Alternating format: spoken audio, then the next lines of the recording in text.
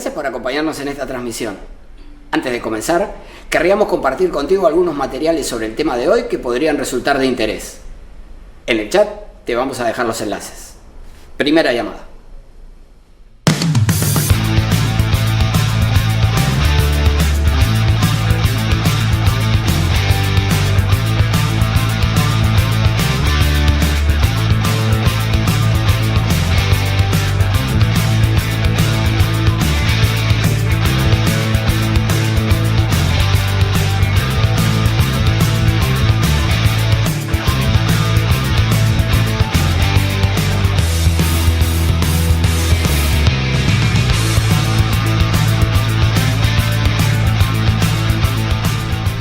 Ya estamos por comenzar la transmisión, pero antes quería pedirte que si te interesan nuestros contenidos, nos sigas en nuestras redes sociales.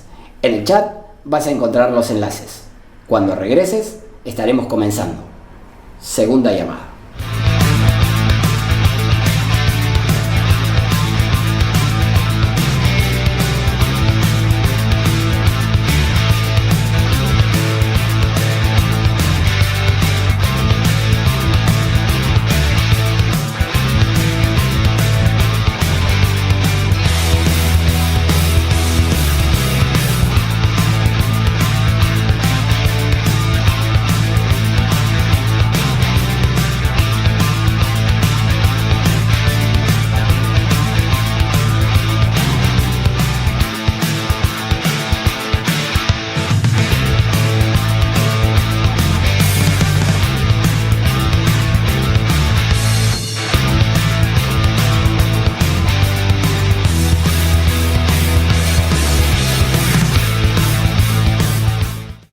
Esta es la tercera llamada. Comencemos de una vez.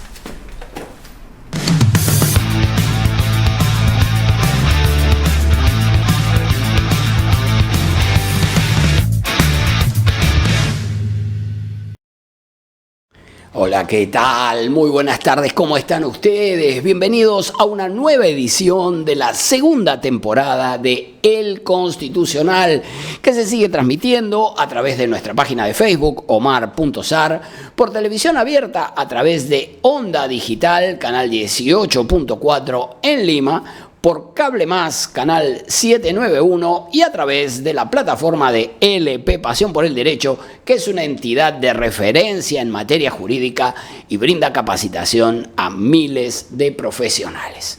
El Constitucional es, como siempre decimos, un programa multimedia que se transmite por web, por redes sociales, por televisión abierta y también por cable. Pero ahora, además, puede ser también considerado un programa interactivo porque compartimos los QR del material al que recurrimos y que les permite a ustedes acceder directamente a él. Les vamos a pedir, como siempre, que nos acompañen en esta transmisión, que nos dejen su like, que compartan este material y se incorporen como colaboradores de nuestra página omar.sar. Luego de nuestra presentación sobre el tema del recurso de agravio constitucional, la actualización de lo que hemos dicho al respecto y de lo que está establecido en la Constitución y la ley, vamos a entrevistar al doctor Aníbal Quiroga, que es un experto en Derecho Constitucional y es profesor de la Pontificia Universidad Católica del Perú. Él nos va a ayudar a analizar el diseño de este recurso en el ordenamiento constitucional peruano. Pero antes de empezar, querría recordarles que ya hemos publicado toda la información respecto de la matrícula para la maestría en Derecho Constitucional de la Universidad San Martín de Porres. Si siguen este código QR van a encontrar allí toda la información. Hay becas para servidores del Poder Judicial, del Ministerio Público, de Indecopi y de SEDAPAL, además de descuento en las pensiones para los graduados de la Facultad de Derecho de la Universidad de San Martín de Porres, por supuesto. Así que puedes mejorar tu futuro profesional capacitándote con los especialistas más reconocidos. Muy bien, tenemos un pequeño problema técnico. Ya, ahora sí, muchas gracias. Muy bien, vamos a A ver, el Código Procesal Constitucional regula una serie de recursos que pueden interponerse en los procesos de tutela de derechos. Y estos recursos son básicamente 4. Tenemos el recurso de apelación, que es el recurso ordinario de revisión, ¿sí? En segundo término, tenemos una modalidad del recurso de apelación que está orientado específicamente al momento de la ejecución de la sentencia, que fue una creación del Tribunal Constitucional que luego el legislador recogió en el Código, que es el recurso de apelación por salto, ¿correcto? Entonces, apelación ordinario contra la resolución de primera instancia y la apelación en materia de ejecución que se concede por salto en determinadas condiciones que hemos analizado. En tercer lugar, tenemos el recurso de agravio constitucional, que es el que vamos a trabajar hoy. Y por último, también tenemos el recurso de queja, que se interpone en caso de denegatoria, ya sea tanto de la apelación en cualquiera de sus modalidades como del recurso de agravio constitucional. Sin embargo, hoy nos vamos a centrar en este tercer ámbito que identificábamos, el del recurso de agravio constitucional. De acuerdo con el artículo 202, inciso segundo de la Constitución, el Tribunal conoce en última y definitiva instancia las resoluciones denegatorias de habeas corpus, amparo, habeas data y proceso de cumplimiento. Queda claro entonces que para la procedencia del recurso de agravio constitucional, para esta modalidad básica que el constituyente previó, se requiere que se trate de resoluciones de segundo grado, y recuerden que en el actual del proceso de amparo, las sentencias de segundo grado serán las de las salas superiores o las de la Sala Constitucional y Social de la Corte Suprema cuando se trate de procesos de amparo contra resoluciones judiciales. Recuerden que en este último caso la demanda de amparo se interpone ante la Sala, por lo tanto la apelación de la que hablábamos antes se eleva a la Sala Constitucional y Social. Por lo tanto será la Sala Constitucional y Social quienes pida la resolución de segundo grado, y contra esta, si es denegatoria en los términos que vamos a ver a continuación, procede el recurso de agravio constitucional. Y entonces, que se trate de una resolución de segundo grado, que puede ser de la Sala o de la Sala Constitucional y Social de la Corte Suprema, y segundo, que decidan el fondo del asunto en forma denegatoria, es decir, declarando infundada la demanda, o incluso también cuando la demanda haya sido rechazada por razones de procedencia, es decir, que haya sido declarada improcedente. Por lo tanto, tiene que ser una resolución denegatoria, infundada o improcedente, como precisa el Código Procesal Constitucional. Ahora bien, ojo, porque el recurso de agravio constitucional no procede contra las resoluciones de segunda instancia que declaren la nulidad de lo actuado o de la sentencia previa, porque no resultan propiamente desestimatorias, se limitan a ordenar que el juez vuelva a realizar un nuevo acto procesal. Entonces, no contra cualquier resolución de segundo grado. Luego vamos a desarrollar un poco esta idea. Corresponde añadir que el Tribunal Constitucional, además de admitir el recurso de agravio constitucional para el fondo del asunto en el sentido que se acaba de plantear, esta es su modalidad básica, admitió la procedencia del recurso de agravio constitucional para cuestionar las resoluciones de ejecución de sentencias, ya sea que se trate de sentencias del Tribunal Constitucional o del Poder Judicial. Y también admitió la procedencia del recurso de agravio constitucional cuando se trate de resoluciones en el ámbito de la solicitud de represión del acto lesivo homogéneo. Esto del acto lesivo homogéneo lo pueden encontrar ustedes en el artículo 16 del Código Procesal Constitucional y se refiere a la repetición de una vulneración que ya fue originalmente juzgada, ¿correcto? Ahora bien, sin embargo, el recurso de agravio constitucional solo procede contra las resoluciones en materia de represión de actos lesivos homogéneos cuando se trate de sentencias originales del Tribunal Constitucional. En cambio, no procede cuando el recurso de agravio constitucional cuando se trate de resoluciones denegatorias, ya sea en solicitudes de represión de actos lesivos homogéneos del Poder Judicial o cuando se trate de medidas cautelares. Hasta hace muy poco se admitía la procedencia del recurso de agravio constitucional para la determinación de las costas y costos cuando no se hubiesen regulado en segunda instancia por la Sala. Por ejemplo, el Tribunal Constitucional en el expediente 73-2011, hace muchos años, más de una década, sostenía que resultaba necesario emitir pronunciamiento solo en lo que constituye el tema de la alzada, en este caso los extremos de la sentencia de fecha X, que declara sin lugar el pago de costas procesales. Entonces quedaba claro que lo que se discutía en el recurso de agravio constitucional no era el fondo del asunto. De hecho, la sentencia había declarado fundada la demanda y por eso mismo el demandante pretendía el pago de costas y costos, sino solamente lo relacionado con la exclusión de este extremo del pronunciamiento. ¿Correcto? Entonces, se había admitido la procedencia del recurso de agravio para la ejecución de la sentencia. Sin embargo, recientemente el Tribunal Constitucional ha cambiado aquel criterio respecto del recurso de agravio constitucional.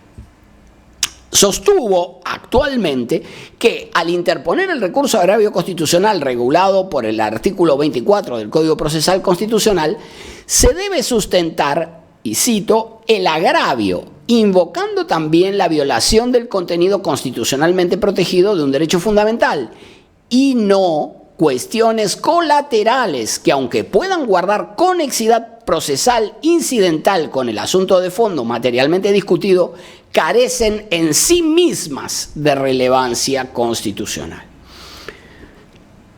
Entonces, dice, se podría analizar el fondo del asunto, pero no exclusivamente las costas, que son un asunto incidental y que carece de relevancia constitucional. Y concluye con lo siguiente, y cito: es bastante notorio que este aspecto accesorio de la pretensión, aisladamente considerado, carece de la entidad constitucional para justificar la interposición de un medio impugnatorio en un proceso con las singulares características que posee el presente, cuyo objeto de dilucidación debe contener necesariamente relevancia ius fundamental.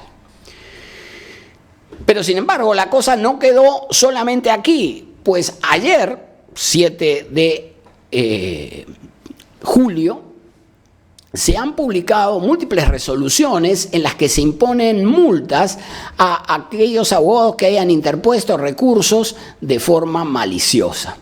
Por ejemplo, y por citar un caso, en el expediente 3749 de 2021, habeas data, se sostuvo lo siguiente, que sobre pretexto de invocar el derecho de acceso a la información pública, lo que la parte demandante viene persiguiendo en el fondo es obtener los costos procesales, desvirtuando con ello la finalidad del proceso de habeas data, sin tomar en cuenta que dicho actuar abusivo viene generando una incontrovertible externalidad negativa a la judicatura constitucional en sus distintos niveles, así como la ralentización de la impartición de justicia constitucional en perjuicio de los justiciables, debido a que las causas de estos últimos podrían ser resueltas con mayor premura en caso no se hubieran presentado todas estas demandas de habeas data abiertamente maliciosas.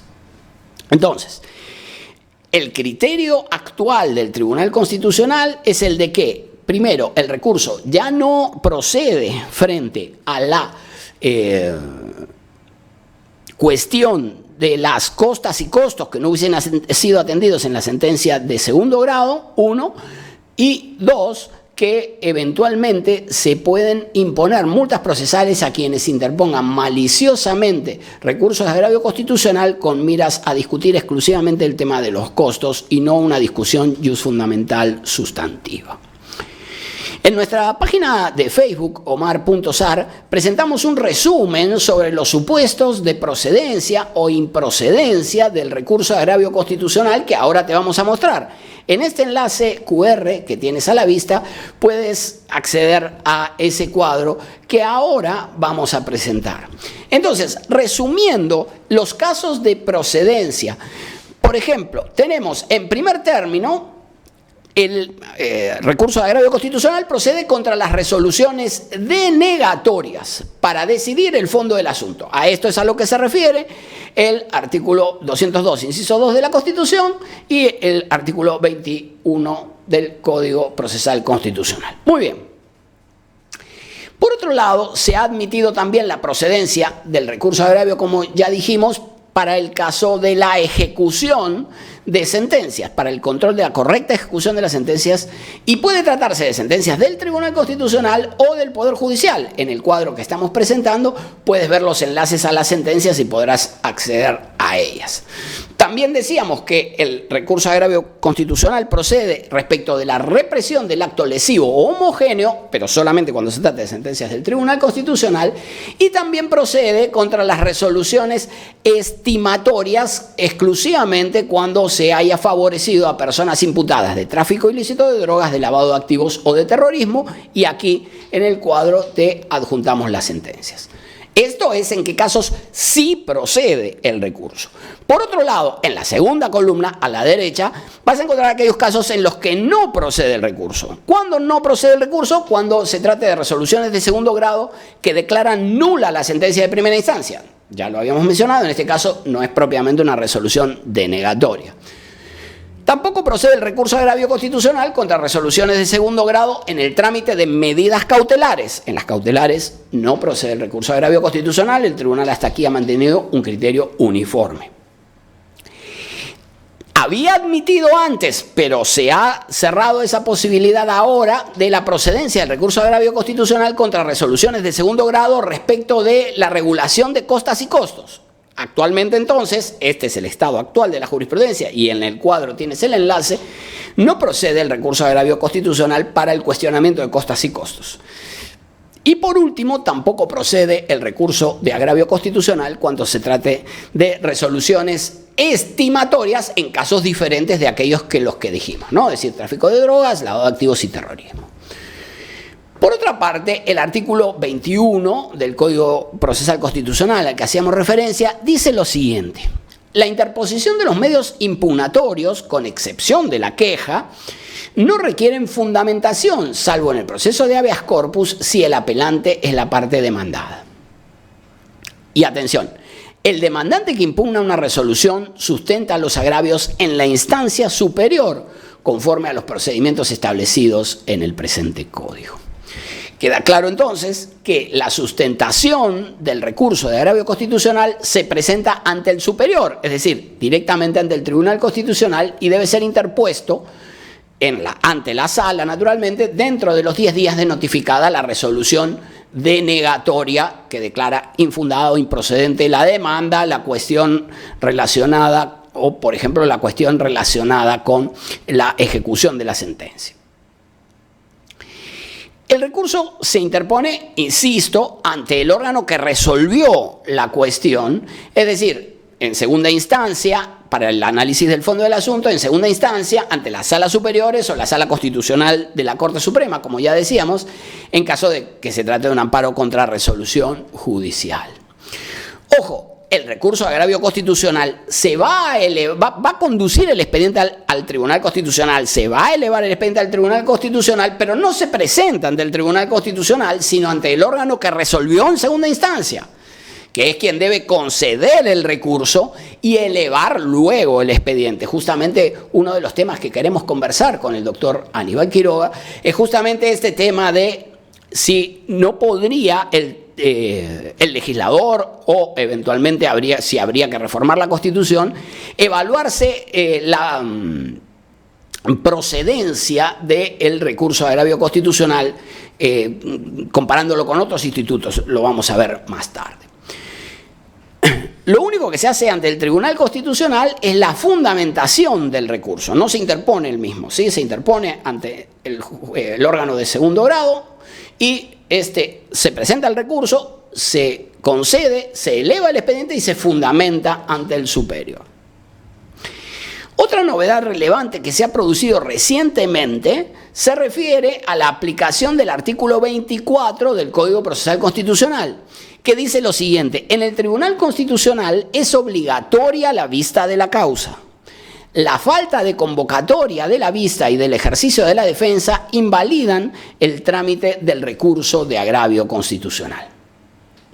El Tribunal Constitucional había interpretado que una cosa era la vista de la causa y otra distinta, que en tal acto se lleve a cabo un informe oral. ¿Correcto?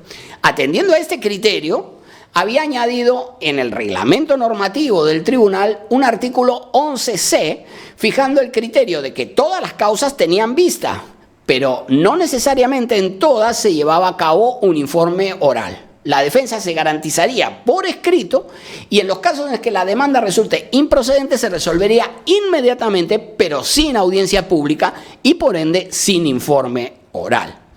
Sin embargo, este artículo 11C recientemente fue dejado sin efecto por el Pleno del Tribunal Constitucional mediante la resolución 075/2022. Al dejar sin efecto esa disposición del reglamento, se deriva que todas las causas tendrán vista de la causa.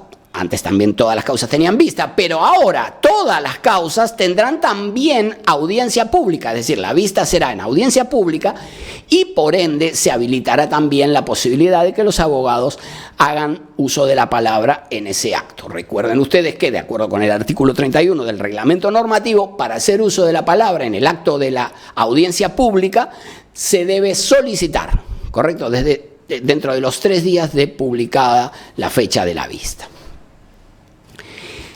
Por otra parte, debemos señalar que el Congreso de la República ha puesto en debate una reforma de diferentes aspectos del Código Procesal Constitucional y entre los aspectos que se propone modificar se encuentra este artículo 24 cuyo texto hemos leído. La propuesta de reforma, esto no está vigente, esto es una propuesta de reforma, todavía no se ha aprobado en definitiva. Pero la propuesta diría lo siguiente: en el Tribunal Constitucional es obligatoria la vista de la causa en audiencia pública. Entonces, antes todas las causas tenían vista, por supuesto, pero no todas. Dijimos que diferenciaba audiencia pública de vista de la causa. Pues bien, aquí ahora el legislador propone introducir que vista de la causa se lleva a cabo necesariamente en audiencia pública. Punto seguido. Y continúa. Los abogados tienen derecho a informar oralmente si así lo solicitan. No se puede prohibir ni restringir este derecho en ninguna circunstancia bajo sanción de nulidad. Esta es la propuesta de reforma del artículo 24 del Código Procesal Constitucional. Entonces, esta propuesta propone introducir 2 órdenes de reformas específicas en el ámbito del trámite del recurso de agravio constitucional.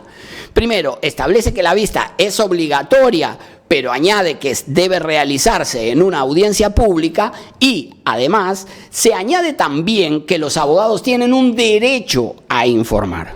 Ojo, no la posibilidad de hacerlo, sino que reconoce un derecho a informar siempre que así lo hayan solicitado naturalmente y añade que la denegatoria de este derecho da lugar a la nulidad de la vista de la causa. ¿Correcto? Es un derecho de rango legal naturalmente. En consecuencia, actualmente todas las causas son vistas en audiencia pública en virtud de la derogatoria del artículo 11C del reglamento normativo del Tribunal Constitucional, con la posibilidad, naturalmente, como se hace en una audiencia pública, la vista de la causa, con la posibilidad de que exista un informe oral. El proyecto de ley en debate en el Congreso, que acabamos de hacer referencia, vendría justamente a reforzar este criterio desarrollado por el Tribunal Constitucional en su reglamento. Vamos a dejar nuestra presentación del tema aquí, vamos a hacer una breve pausa y a continuación vamos a conversar con el doctor Aníbal Quiroga, quien nos va a ayudar a analizar un poco la actualidad del recurso de agravio constitucional. Regresamos.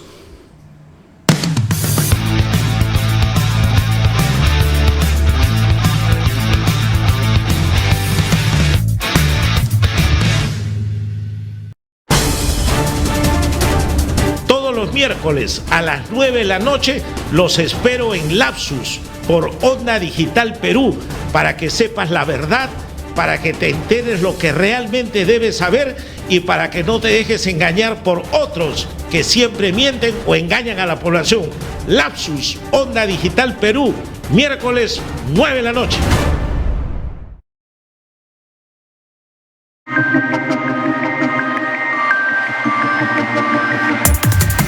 Soy Vania Dongo y conmigo entrevistaremos a expertos en gestión pública de todo el Perú.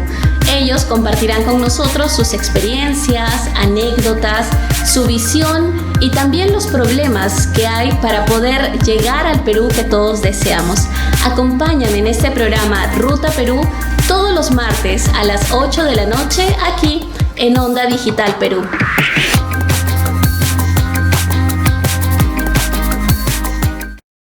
Algunas veces es formal, otras es más casual, a veces es pícaro, pero siempre muy entretenido. Por fin es hoy, con Hamilton Segura, por Onda Digital Perú, canal 18.4, también por Cable Más, canal 791 y por Facebook.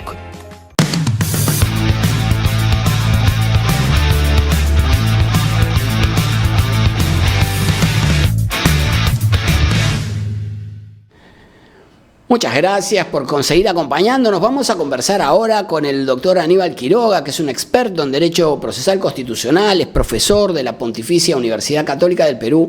Nos va a ayudar un poco a comprender este tema del recurso de agravio constitucional. Doctor Quiroga, les damos la bienvenida al Constitucional y le agradecemos por compartir sus opiniones con nosotros. ¿Cómo está usted? Muy buenas tardes. Tenemos un problema con tu audio, Aníbal. El micro falta prenderlo. A ver, problemas de la nueva normalidad. A ver ahora. Todavía. No, tenemos un problema. A ver.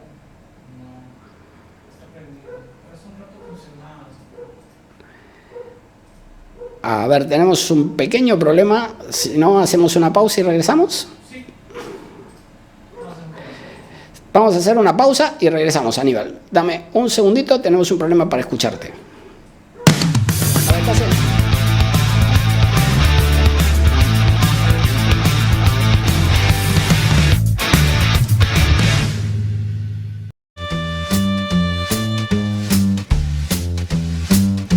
Amigos, los invitamos a Contraste en Onda Digital Perú todos los lunes de 8 a 10 de la noche a revisar los acontecimientos de la semana.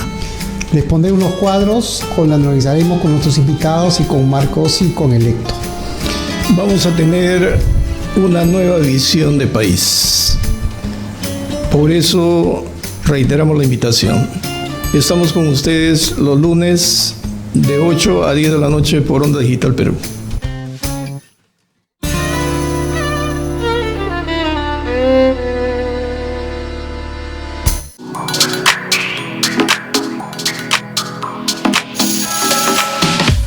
Hola, soy Adelaida Noriega Cabrera.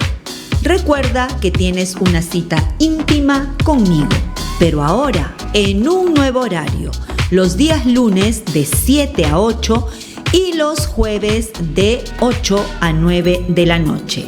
Déjame tus inquietudes, tus preguntas al WhatsApp 9999-03150. No te olvides, tenemos una cita íntima.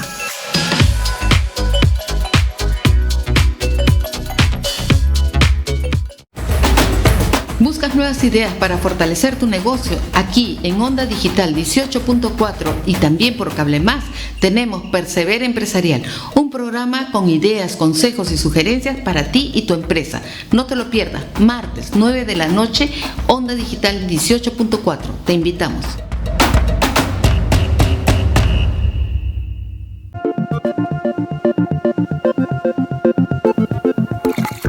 Todos los martes a las 7 de la noche, Punto Crítico, por Onda Digital Perú. Un programa dirigido a analizar los principales acontecimientos de la economía y la política a nivel nacional y mundial. Punto Crítico, todos los martes a las 7 de la noche por Onda Digital Perú. Los espero.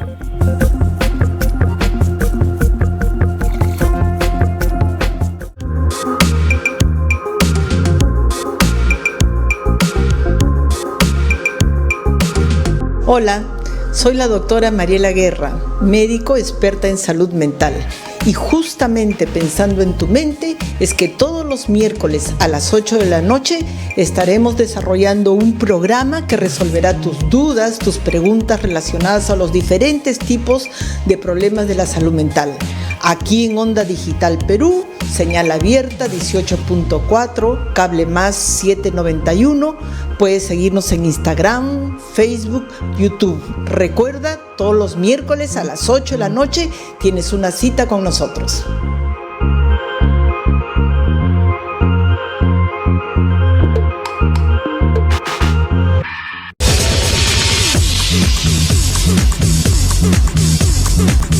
Soy Marcos Ibaceta Marino y conduzco el programa Sentido Común que va por Onda Digital Perú, que nos pueden ver en Facebook y YouTube.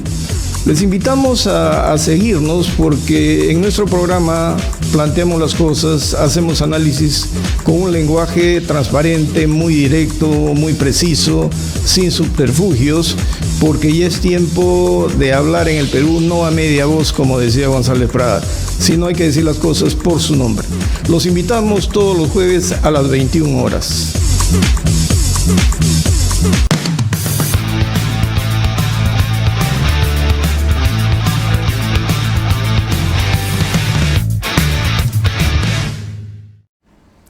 Muy bien, luego de este pequeño desperfecto técnico retomamos nuestra entrevista con el doctor Aníbal Quiroga.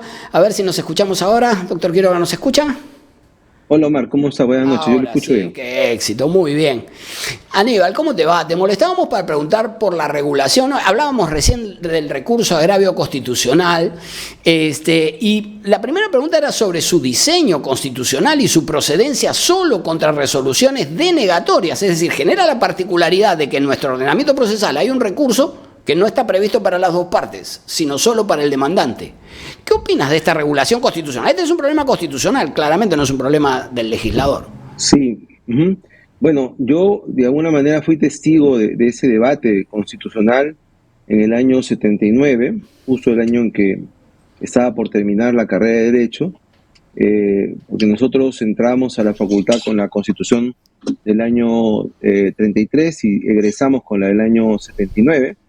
Y la explicación fue la siguiente, ¿no? Para el constituyente de aquel momento. El Poder Judicial en el Perú tradicionalmente había sido infiel respecto al ciudadano. No había sido un Poder Judicial que se hubiese caracterizado por hacer la defensa de los derechos fundamentales de la persona. Y básicamente en el constituyente estaba el caso de La Jara, el caso del ministro La Jara, que había sido parte del golpe de Estado del año 68, fue expatriado a Buenos Aires, su esposa planteó un habeas corpus, en esa época era el habeas corpus civil, y la Corte Superior y la Corte Suprema dijeron al principio el gobierno militar de que el habeas corpus era improcedente porque no estaba acreditada la partida de matrimonio de la señora. Entonces, claramente lo que había hecho la Corte fue salirse por el costado, utilizar un argumento fútil para, digamos, denegar el derecho de las personas y digamos, no proteger lo que se tenía que proteger. Por esa razón, el constituyente del año 79 le pone al Poder Judicial un stopper, le pone un controlador y le dice, esto que tú has señalado como una cosa desigual, si tú proteges el derecho del ciudadano, pues eso es cosa juzgada. Y si no lo proteges, eso va a ir al Tribunal Constitucional y crea un recurso desigual con el fundamento de que estamos protegiendo derechos fundamentales y que por eso, al proteger derechos fundamentales, se justificaba esa desproporción en el recurso y esta falta de desigualdad de armas, ¿no? Y eso quedó así con la Carta 79, quedó así con la Ley 23.506 y quedó así con la actual Constitución. Y como tú bien has señalado, hay 3 excepciones. El tribunal le ha dado el tráfico de drogas, terrorismo, y después lo extendió para lavado de activos, ¿no? Claro. Y claro, de alguna manera tenemos 30 años caminando de esa manera y nos hemos acostumbrado al punto que la doctrina nacional le llama esto jurisdicción negativa de la libertad, tomando la expresión de Capelletti, ¿no? Claro, claro. Ahora bien, ¿debería el Tribunal Constitucional tener una herramienta como la que posee la Corte Suprema respecto de la casación? Porque, por ejemplo, la Corte Suprema califica, resuelve la casación en 2 etapas, ¿correcto? Califica el recurso primero y lo resuelve después. Debería tener el Tribunal Constitucional, regulándose en el Código, naturalmente, ¿no? Esto ya obviamente también exige una reforma. Un mecanismo de esta naturaleza, es decir, calificar primero el recurso y luego resolverlo. Bueno, eso es lo que pretendió hacer el tribunal que se acaba de ir en 2014, ¿no? Con esta suerte de calificación en el precedente vinculante Vázquez que tú mencionaste, ¿no? Es una discusión antigua y es una discusión yo creo que no va a tener fin porque la casación tiene un origen y una naturaleza diferente al recurso agravio. En buena cuenta, el recurso agravio es una especie de casación constitucional, pero claro, la casación en su origen está prevista para un control de legalidad, ¿no? Y básicamente tiene 2 fundamentos, el quebrantamiento de forma y el quebrantamiento en la interpretación de la ley, y por eso es tan restrictiva y por eso la casación es anulatoria. De hecho, casación, casare, significa anular. En cambio, en la Constitución está previsto el recurso agravio o en todo caso la participación del Tribunal Constitucional como una tercera instancia que ingresa al fondo del asunto en un proceso especial que no tiene etapa probatoria. Entonces, de alguna manera, yo no sería tan partícipe de que el tribunal califique los recursos de agravio, o como se le quiera llamar, el recurso de impugnación ante el tribunal, porque eso implica una limitación. Es decir, en algunos casos sí los va a haber y otros no los va a haber. El pretexto del tribunal, o en todo caso la justificación, ha sido la carga del trabajo. Tienen carga de trabajo cuando solamente ven la mitad de los recursos, porque como tú señalaste, el demandante perdedor no tiene acceso al Tribunal Constitucional. Y así, sí, sin embargo no diría la mitad, ¿no? Porque convengamos que la improcedencia representa una amplia mayoría de los casos, digo, en el ámbito del Poder Judicial, no en el del Tribunal Constitucional, que también se repite esto, pero digo, entonces la mayoría de los casos llegan, porque la mayoría de los casos son denegatorias. Las estimatorias, no sé cuál será tu experiencia, pero mi percepción es que las estimatorias no deben superar el 10-15% en el Poder Judicial. Yo diría que un 30%, ¿no? Ahora menos, porque cada vez el proceso se ha civilizado más. Pero efectivamente tienes razón, la mayoría de los casos llegan, y esa fue la razón, digamos, eso justifica o le da la razón al Constituyente 79 para poner esa suerte de supracorte constitucional sobre el Poder Judicial, ¿no? Pero, digamos, yo no estaría tan a favor de que el tribunal califique, porque en el fondo es recortar su trabajo. ¿Qué ocurre? O sea, ¿qué ocurre en la realidad? Primero, que el Tribunal Constitucional ha tenido una obra importante y ha adquirido una presencia importante en el país, al punto que estadísticamente tiene más prestigio que la Corte Suprema. En segundo lugar, tiene una jurisprudencia más importante, más relevante, y ha sabido posicionarse bien. Pero también es verdad que en algunos casos no trabajan, ¿no? Hay una estadística que revela que un magistrado de estos del 2014, antes de la pandemia, tenía casi 260 días de viaje, 240 días de viaje al año, versus 365 días que tiene el año. Entonces, si se la pasa viajando, ¿a qué hora trabajan? Y eso es en gran parte la acumulación de trabajo. No hacen lo que tienen que hacer, a pesar de que tienen excelentes asesores jurisdiccionales, ¿no? Si trabajaran lo que tendrían que trabajar, no habría tanta carga de trabajo. Entonces, la manera de recortar no es quitándole derechos a los ciudadanos o quitando la posibilidad de la defensa de los ciudadanos, sino trabajando más, ¿no? Eso tendría que ser. Por otro lado, digamos, sí. En el 2014, el tribunal que se fue, que quiso incorporar esta suerte de certiorari de la Corte Suprema Norteamericana a partir de este precedente para calificar, pero utiliza un concepto de la ley española, dice que tenga especial trascendencia constitucional. Así es. Entonces la pregunta que uno se hace es, ¿qué cosa es especial trascendencia? Porque no estamos hablando de que no tenga trascendencia constitucional. Mi causa puede tener trascendencia constitucional. Tiene que tener especial trascendencia constitucional a criterio de quien juzga esto, ¿no? Entonces ahí se hace el tema mucho más, digamos, demasiado discrecional. Claro, el punto parecía referirse a a aquellos casos en los que la pretensión resultare manifiestamente improcedente, ¿no? Para no fijar la vista de la causa de la rata presidente, por decir algo, ¿no? No, claro, está bien, pero digamos, la norma decía, la norma jurisprudencial decía otra cosa, decía que tenga especial trascendencia, no que sea manifiestamente improcedente, como dice el código, sino que tenga especial trascendencia constitucional. Entonces, vaya usted a saber qué reúne para el magistrado A, para el magistrado B, especial trascendencia constitucional, y eso da lugar, esa discrecionalidad da lugar pues a arbitrariedades, ¿no? Correcto. Ahora, como tú bien has señalado, el precedente del 2014 y todo lo que trajo como consecuencia un reflujo, porque esto no cayó bien en el foro. Y ese reflujo, esta reacción se dio con la versión actual del Código Procesal. Claro, con la modificatoria del artículo 24, ¿no? Así es. Yo, digamos, ante un público especializado como el tuyo, me resisto a llamarle nuevo código, porque no es un nuevo código. Es el código anterior reescrito en algunas cosas, y en algunas cosas simplemente le han cambiado el 6 del 7 y el 7 del 6. Eso no es un nuevo código, pero en fin. Entonces, los autores de esta nueva versión del código hicieron sacarle la vuelta al precedente vinculante y dijeron, no, vamos a hacer vista la causa obligatoria. Pero ¿qué pasa? Sí, claro. La gente no tiene experiencia judicial. Claro. Y eso también pasa con el Tribunal Constitucional. O sea, la mayoría de los miembros del tribunal no tienen una experiencia previa judicial. Es una gran diferencia entre la Corte Suprema y el Tribunal Constitucional. A la Corte Suprema en su gran mayoría llegan gente de abajo, ¿no? Gente que empieza como secretarios, relatores, jueces de paz, jueces de primera instancia, vocales de la Corte Superior, y después de estar un tiempo ahí, llegan a la Corte Suprema. Rara vez llega alguien de frente a la Corte Suprema.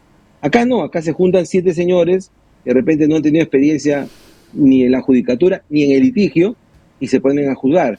Entonces, claro, dijeron los autores de esta versión del código, vamos a imponerles una audiencia pública obligatoria. Dijeron, viste la causa. Y el tribunal le sacó la vuelta groseramente a esto, diciendo, viste la causa. Perfecto, hacemos vista la causa sin informe oral, ¿no? Basta que haya informe escrito. Lo cual, Omar, va a contramano de lo que es hoy día la tendencia mundial en el juzgamiento, que es la oralidad, ¿no? Sí. Los procesos civiles se están oralizando, el mundo se oraliza, pero, todo el mundo embargo, se oraliza. Aníbal, pero acá no necesariamente tiene informe oral todas las vistas de la causa, ¿no? Es decir, yo he sido, tú eres un abogado litigante, he litigado durante 15 años. Cuando tú vas a las salas tienen una tabla separadas en 2 partes, ¿no? Es decir, las causas que todas tienen vista, pero digamos, algunas tienen informe oral, otras no. Entonces, no es necesariamente, es decir, la vista no es necesariamente sinónimo de informe oral. Claro, pero justamente lo que querían los autores del código, de esta versión del código, era que hubiese informe oral obligatorio, y pusieron vista, y los miembros del tribunal, haciendo una interpretación grosera, le sacaron la vuelta y dijeron, no, tiene vista sin informe oral, yo voy a decidir nuevamente en forma discrecional cuándo va a tener informe oral y cuándo no, y regresamos al punto de partida anterior, o sea, murieron en la orilla, ¿no? Claro. Por eso es que esta modificación que tú has dado cuenta que se pretende hacer en el Congreso, donde ahora dice vista la causa e informe oral, y es un derecho informar, ¿no? Porque ya la jurisprudencia, digamos, internacional y la Corte Suprema ha entendido que el informe oral es parte del derecho de defensa, y el derecho de defensa es parte del debido proceso, y el debido proceso es un derecho constitucional, ¿no?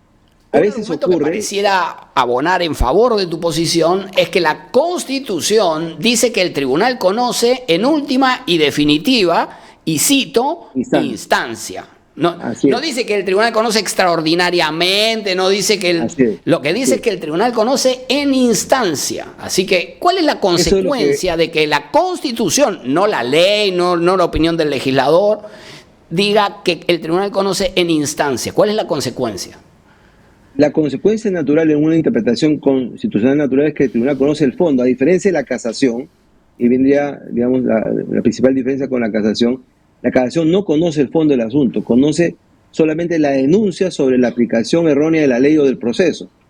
En cambio, acá la Constitución le pone una tercera instancia clarísimamente al tribunal. Y claro, los miembros del tribunal, basándose en la carga de trabajo, y lo dice claramente el presidente que ha citado, en que esta cantidad de trabajo abona en contra de la calidad del trabajo para hacer unas mejores resoluciones y aportar a la jurisprudencia del país, entonces ellos van a escoger de Tin, Marín, de Dopingüe, estas sí y estas no. Lo cual, como vuelvo a repetir, genera una gran arbitrariedad. Efectivamente, no todas las causas merecen informe oral. Yo soy abogado litigante más de 30 años y he sido magistrado de la Corte Superior suplente durante casi 6 años, y algunas vistas son aburridas y algunas son intrascendentes, pero otras no tanto. Entonces, ¿qué pasa cuando tú obligas a una defensa escrita? El magistrado no lo lee.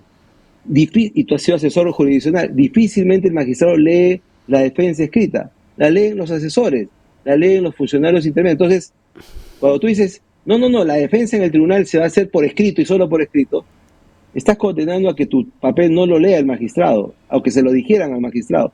En cambio, si vas a una audiencia pública, en donde expresas, digamos, con la, digamos, claridad con la que se puede explicar un caso complicado, eso levanta la ceja de cualquiera y llama la atención y puede ayudar a mejorar, porque finalmente los abogados... La experiencia práctica de las vistas de la causa no me da la sensación de que te respalden demasiado, ¿no?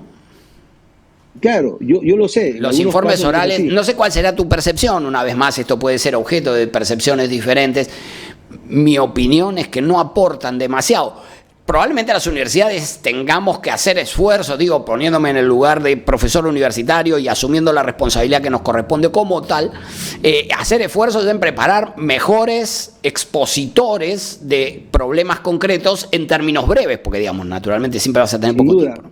Sin duda, te doy la razón, porque como te digo, como magistrado de la Corte Superior de Lima también he presidido lo mismo, pero en algunos casos es muy importante el informe oral porque salta digamos, el problema ahí donde no se está viendo. Ahora, ¿qué pasa? En España, por ejemplo, para informar ante la Corte Suprema, hay que tener cierto nivel de experiencia. No solamente no se forma a los abogados para la litigación oral o para la exposición oral, sino que no saben ni siquiera pararse ante un estrado. Y ese es un problema formativo. Pero también pasa, Omar, que la conducción de la audiencia no siempre es la mejor. O sea, se deja hablar mucho tiempo, no se precisa el tiempo, y por otro lado las preguntas no están relacionadas con el caso. En algunos casos hay magistrados, y tú lo sabes tan bien como yo, preguntan como si hiciera un examen de grado. En algunos casos ofenden a los abogados, y en otros casos se mandan explicaciones larguísimas y dan disertaciones a sus colegas y quieren evidenciar de que saben o adelantan opinión. Eso tampoco es una audiencia. Por otro lado, alguna vez yo propuse en el Colegio de Abogados, sin el más mínimo éxito, por cierto, una suerte de certificación de abogados para litigar ante la Corte Suprema y ante el Tribunal Constitucional. Estaría, claro. Es decir, por supuesto, todos los abogados pueden ejercer la profesión, los habilita su título profesional, ¿no? Perfecto, muy bien. Pero yo lo que digo es, ¿qué pasaría si el colegio brindara un nivel de certificación? Obviamente todos podrían hacerlo, pero claro, después si tú tienes abogados certificados y no certificados, el mercado va a filtrar solo. ¿Estarías de acuerdo con una medida de esta naturaleza? Totalmente, porque yo lo vi en España, ¿no? En España un abogado recién egresado no puede ir a informar ante el Supremo Tribunal. Esa es la Simplemente idea. No le dan cabida, ¿no? Porque no quieren perder tiempo con una persona inexperta.